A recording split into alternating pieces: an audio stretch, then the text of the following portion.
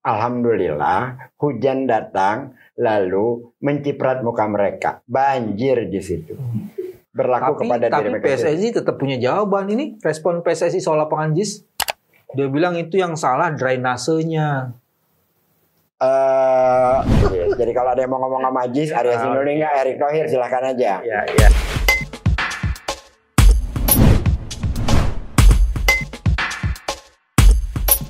Bismillahirrahmanirrahim. Assalamualaikum warahmatullahi wabarakatuh. Waalaikumsalam warahmatullahi wabarakatuh. Jumpa lagi di channel ini, channel yang ingin meninggikan, memperbesar, dan memperbanyak kewarasan.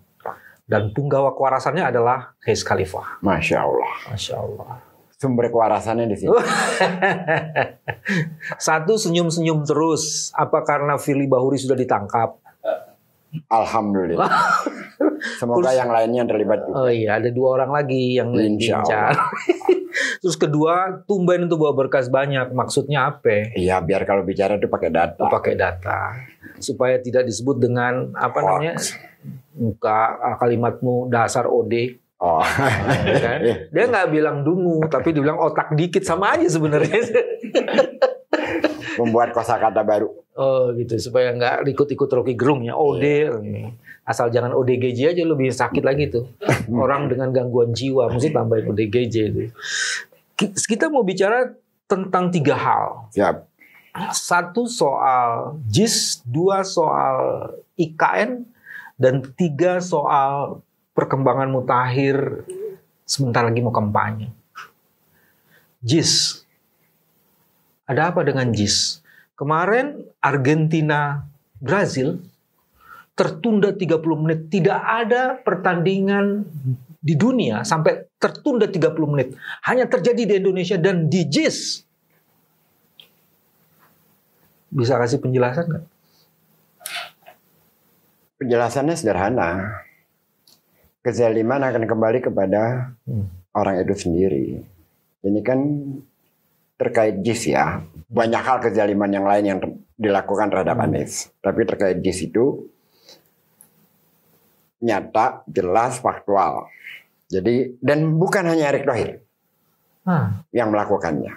Dari ketua PSSI sebelumnya sama. Jadi JIS dibangun di 2019. Oke. Selesai di tahun 2021. Oke. Pada saat JIS menjelang selesai dalam artian bangunan infrastruktur lainnya secara master plan bertahap. Oke. Karena di situ diperlukan stasiun, diperlukan jalur busway, diperlukan jalur LRT, ya, macam-macam lah. Exit gate di bagian timur juga ya. Pintu sudah dirancang 4. Baru terbuka 1, tapi sudah ada dalam master plan. Lalu ada jalur tol. Kenapa bangunan belakang itu belum sempat? Karena ada bangunan tol baru itu. Jadi secara master plan udah lengkap, udah sesuai. Planning ya. Ya, oke. Lalu mulailah kita ingin membuat pembukaan JIS itu semarak dengan mengundang Real Madrid, Juventus, dan Barcelona. Iya. Yang ini juniornya ya. Iya. Oke. Anies bicara dengan Dahlan Iskan pada saat wawancara. Lalu Pak Dahlan menyatakan, saya khawatir ini tidak akan terjadi. Ups. Kata Dahlan Iskan. Lalu Pak Anies katakan, tidak, ini akan terjadi insya Allah karena kita sudah membuat perjanjian. Apa kata Pak Dahlan? Saya bukan khawatir mereka tidak datang karena mereka tidak bisa. Saya khawatir mereka tidak bisa datang karena Pak Anies masih gubernur Jakarta. Apa yang terjadi? Signal itu udah dikirim sama Pak Dahlan. Ya, apa yang terjadi? Tanggal 4 Desember pertandingan harusnya berlangsung. Pemain dari Eropa itu sedang menuju airport menuju Jakarta. Tanggal 1 Desember, surat dari Menko Maritim datang di Balai Kota menolak izin untuk pertandingan Real Madrid, Barca, dan Juventus. Apa urusannya Menko Maritim? Kan izin selama COVID di dia. Oh, COVID ya. Ya. Jadi itu sudah dimintakan semuanya dari berbulan-bulan sebelumnya. Bahkan airport sudah kita sudah kita pesan, mereka khusus. Oh, pintu masuknya, gate-nya khusus, ruangannya segala macam. Bisnya, penerbangannya semua khusus. Sampai di Jakarta khusus. Lalu dengan alasan COVID Omicron pada saat itu, di Jakarta belum mulai ya. Di Eropa yang mulai. Jadi itu ditunda. Jadi tidak diizinkan. Apa yang terjadi? Itu baru terjadi pertandingannya itu April 2022, seingat saya April ya. Tapi yang datang akhirnya Atletico Madrid, Barca yang datang. Cuma 2 ya. Cuma 2. Makanya dikombinasi dengan tim lokal kan. Bali United, gitu kan ya. Tetap terjadi. Semua lancar, semua beres-beres saja. Akses pintu pemain juga. Ya. Lalu PSSI ada pertandingan FIFA Match Day antara Indonesia versus Curacao.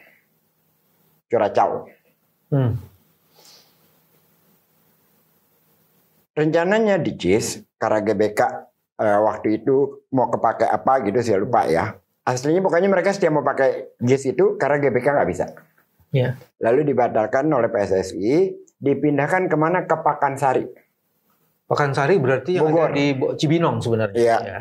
daerah sana. Kenapa? Karena ketua PSSI-nya mau jadi gubernur Jabar. Jadi semua pertandingan itu diarahkan ke Jabar, kira-kira kayak gitulah. Terus dengan alasan macam-macam, JIS tidak bisa dipakai.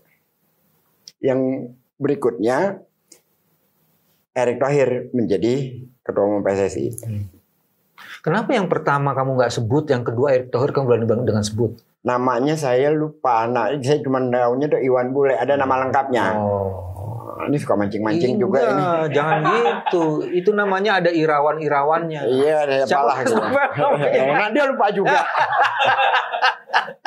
Terus? Oke, lalu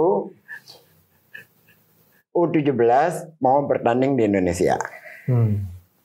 Tentu saja pembukaan atau salah satu pertandingan grupnya itu di ibu kota dong. Iya. Masa semuanya di tempat lain? Nggak mungkin di ibu kota baru kan? Iya, gitu kan.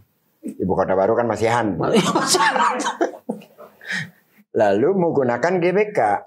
Tapi GBK di dalam jadwal pertandingan itu sudah tekan kontrak dengan IO yang mengadakan konser Coldplay. Mau nggak mau, JIS harus dipakai dong. Iya.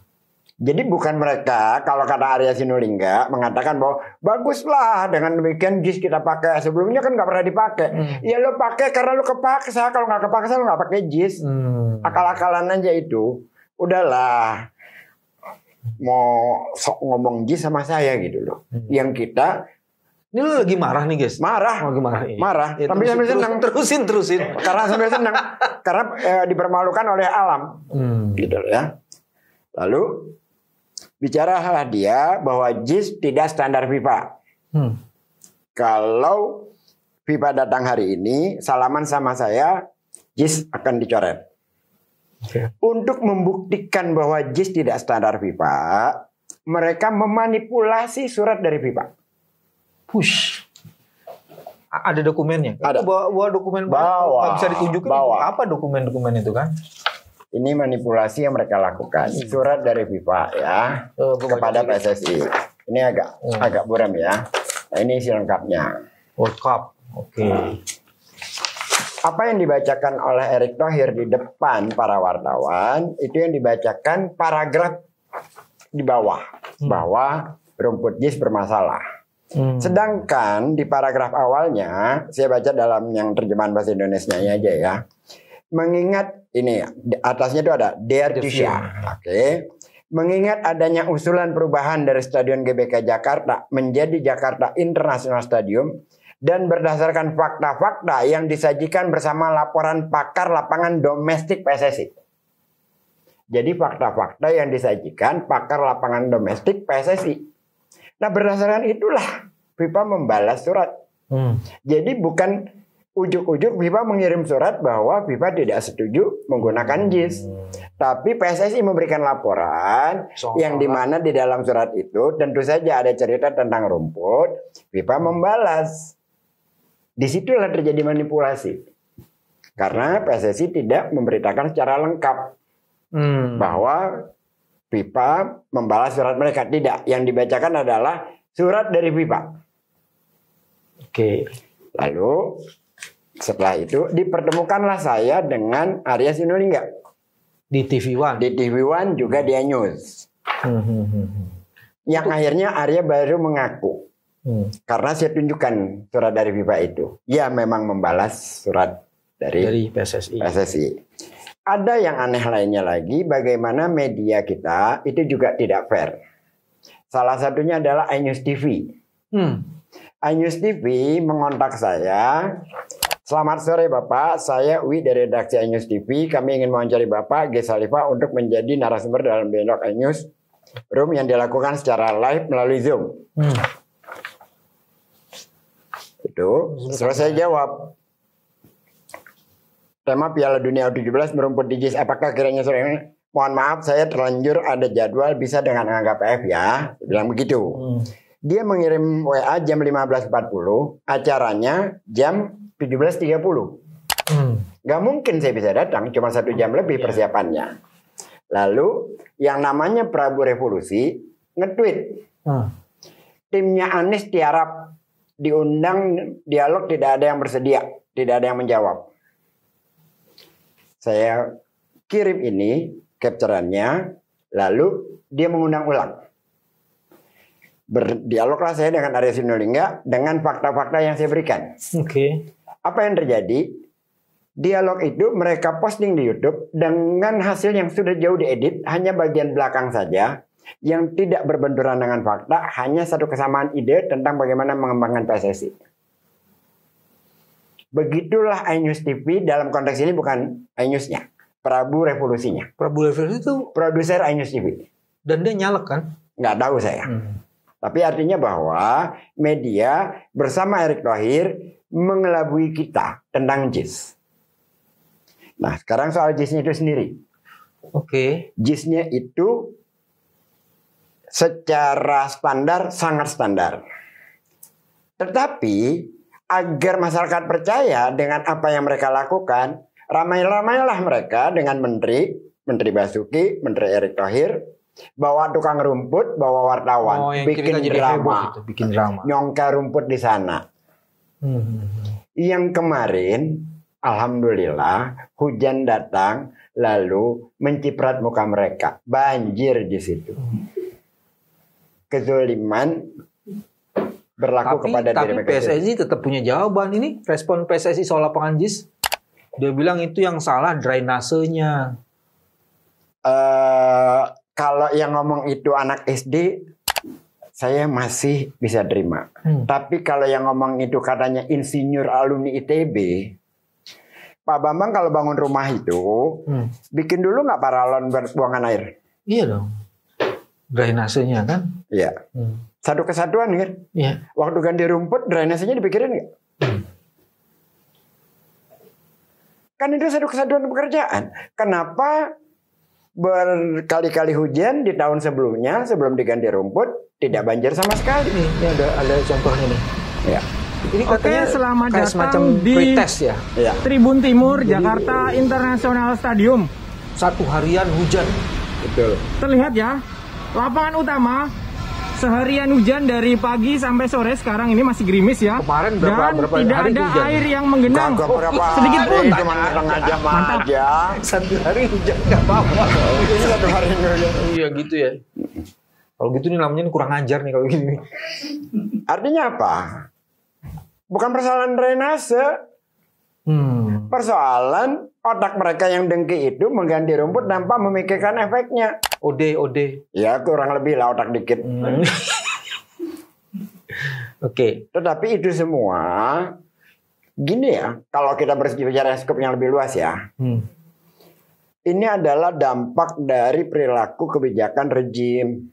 MK dirusak, MK dirusak oleh ketuanya, KPK dirusak oleh ketuanya, rumput JIS dirusak oleh ketua PSSI.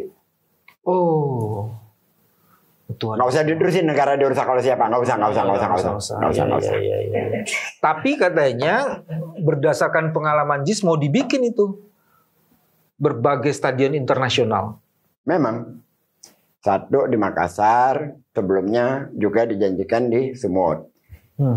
Itu janji kampanye Anies seperti itu. Ada dalam visi dan misi itu ya? Ada dalam visi dan misi, dan itu saya yakin akan ditepati.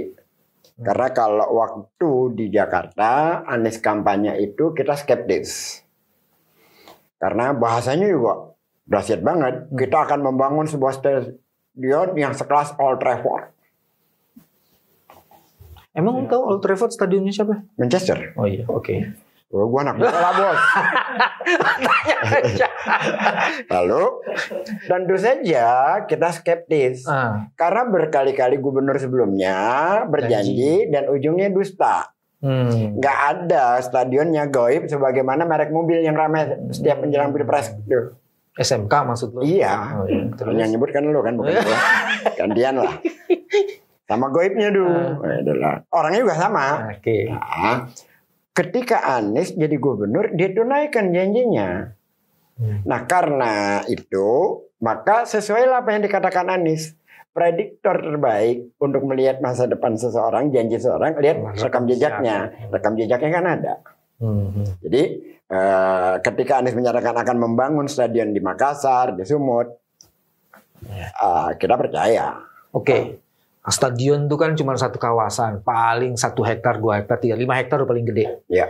Ini sekarang kita ngomong soal ibu kota dan kota-kota yang akan menjadi ibu dari berbagai provinsi yang lain. Bukan sekedar ibu kota loh. Kalau ibu kota cuma satu biasanya. Ibu kan cuma satu kan. Betul. Tapi kota-kota yang menjadi ibu di berbagai provinsi lain itu menjadi sesuatu. Katanya ada kajian daripada membangun satu ibu kota, lebih bagus membangun 14 kota-kota lain yang menjadi ibu dari provinsi-provinsi. 14 ke 9? 14. Dan itu lebih murah. Jauh. Jadi yang membicarakan itu kalau dari timnya Anies yang lebih dalam nanti saya bisa hubungi ya. Namanya Thomas Lembong. Okay. Nah kalau saya tidak dalam. Di permukaan. Jadi baru membaca berita saja. Belum di sini nggak ada dokumennya nih. Nggak sempat saya bawa karena nggak ini semuanya dokumen JIS jadi nih. JIS. Jadi kalau ada yang mau ngomong sama JIS, Arya Sinulinga, Erick Thohir silahkan aja. Ya, oke. Jadi 14 kota itu akan jauh lebih lebih bermakna, lebih keseimbangan kepada kemajuan ekonomi kepada banyak orang ketimbang hanya membangun satu kota di Kalimantan. 14 kota itu bahkan Kalimantan dapat 3 kota. Iya, Banjarmasin, Pontianak sama apa satu lagi saya lupa. Jadi di 14 kota itu 3 diantaranya di Kalimantan. Artinya lebih banyak kota, lebih banyak dan lebih seimbang lah. Lalu dari sisi biaya itu biayanya itu hanya mencapai 270 triliun. Sementara IKN itu 500 triliun. Kurang lebihnya ya. Jadi ada 3 tuh, Banjarmasin, Pontianak, Balikpapan. Ya, artinya Kalimantan secara keseluruhan diuntungkan apabila konsep ini yang nanti yang dilakukan gitu loh. Yang kedua, kita melihat bahwa kota-kota di Indonesia APBD-nya kan memang kecil. Jadi kalau dia membangun infrastruktur seperti Jakarta, nggak nyampe akan berapa tahun kemudian. Seperti bagaimana membangun infrastruktur seperti Jaklingko, transportasi publik. Itu kan biayanya lumayan. Belum lagi membangun infrastruktur seperti MRT, LRT, macam-macam lah. Gitu. Nah, kalau Jakarta 80 triliun dia bisa hidup sendiri. Dia mampu membiayai. Tapi sendiri. Sebenarnya kan ini berangkat dari sebuah konsep ya. Anies berkali-kali mengatakan bahwa keadilan, kesetaraan itu menjadi sesuatu. Jadi dengan membangun di berbagai kota itu sebenarnya membangun keadilan sekaligus gitu kan. Dan kalau kota itu menjadi kota modern, yang pertama 2 hal. Akses pendidikannya. Kedua, akses kesehatan. Pasti jauh lebih baik. Infrastruktur dasarnya pasti jauh lebih baik. Dibanding kota-kota yang selama ini didiamkan begitu aja. Kan kalau kita di Jakarta, puskesmas kita sudah seperti rumah sakit. Fasilitasnya mewah, bagus, rapi, terjaga, dokternya ada. Enak sekali di Jakarta ini. Dan juga biasanya selain infrastruktur dasar. Dan ingat ya, puskesmas di Jakarta bukan Ahok ya, bukan Jokowi loh. Maksudnya? Poke. Oh. Terus emang Ahok nggak bikin rumah? Ya enggak, maksudnya jangan klaim-klaim kayak apa tahu gitu loh. Kan mereka bilang Romo Jokowi sama enggak gue tahu. Jakarta itu awal administrasi lebih baik, lebih rapi, itu dimulai di zaman Foke. Kalau Pak Jokowi memang nggak mungkin rapi karena masuk 2 tahun. Kan? Iya, tapi kan klaimnya seolah-olah segala sesuatu itu hasil karyanya Ahok. Sampai saya bilang, ya udah patung pancoran juga tadi belum ada, baru ada setelah ada Jokowi sama Ahok jadi gubernur. Tapi kan Ahok juga bikin kerja kan, lu kok gitu banget? Bikin dong, bikin gusur. Gue diuntungin sama Ahok soal izin, tapi nggak tahu kalau dia begitu kejamnya sama warga. Awalnya kan dia keras tuh sama aparat, itu keren, kita tertipu tuh. Gadonya itu bukan hanya kejam, ada aparatnya dia untuk kerja bagus, untuk menaikkan dirinya. Oke, kita jangan ke Ahok dan ke Jokowi. Oke, kita ngomong di 14 kota itu, cuy. Iya, siap. Jadi artinya gini. Saya nggak mau berlama-lama tentang 14 kota.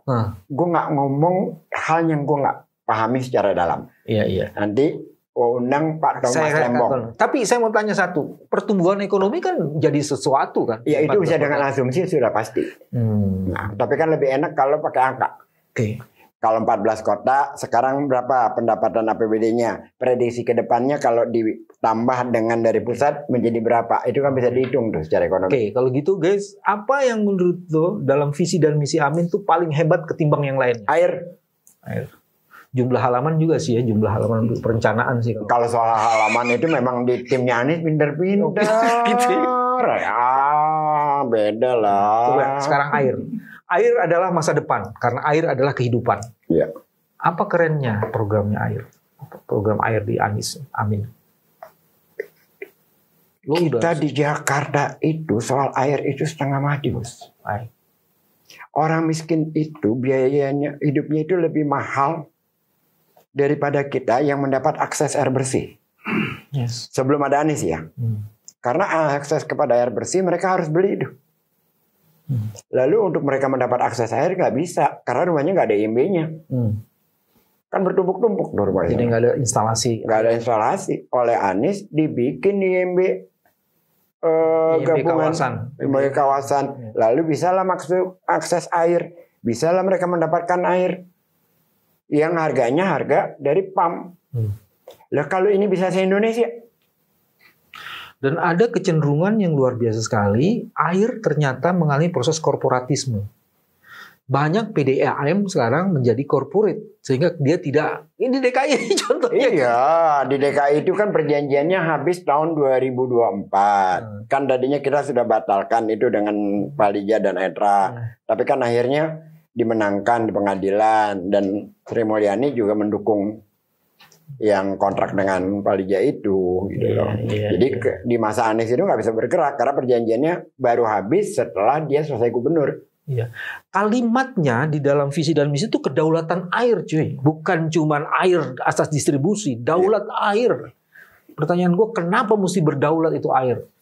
Ya karena kan selama ini kita itu segala sesuatunya pakai pihak luar.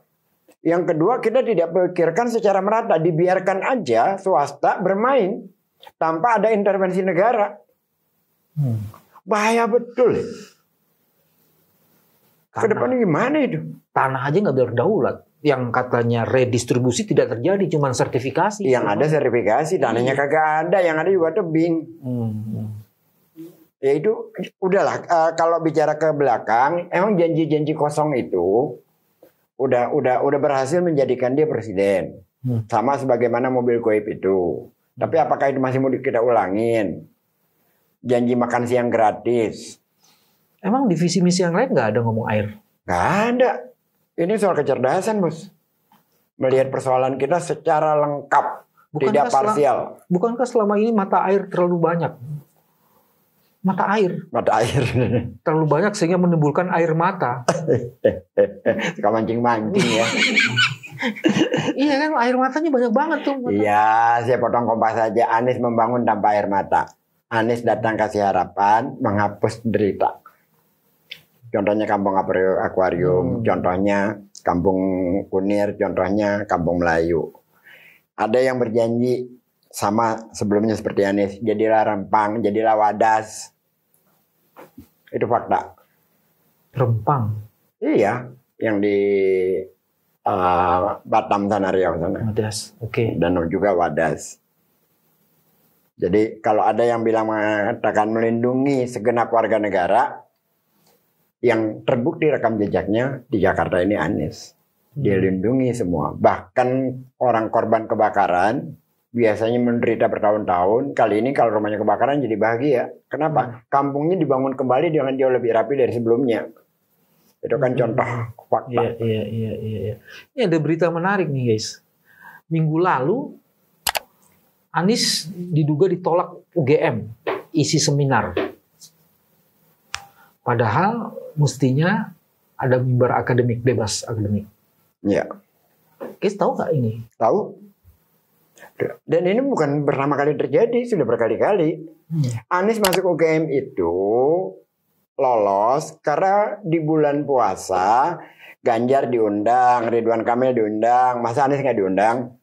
Okay. Masuklah dia. Tapi sebelumnya udah berkali-kali pengalaman seperti itu. Cuman tidak mencuat ke permukaan. Kali ini izin sudah dapat, tiba-tiba datang pesan supaya tidak boleh ada Anies. Dan itu katanya sih itu dari aparat yang melarangnya.